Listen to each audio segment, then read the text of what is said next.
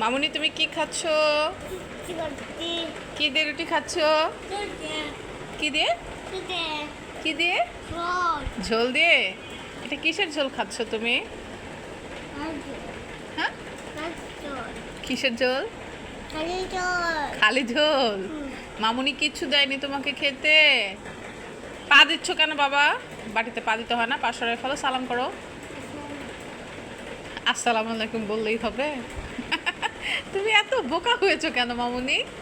তুমি সহজে কিচ্ছু বুঝো না। আমার বাবা আজকে ফার্স্ট নিজের হাতে খাবার খাচ্ছে, একা একাই আমার বাবা রুটি খেয়ে ফেলছে। হ্যাঁ, এই যে তোমার খাবার হয়েছে।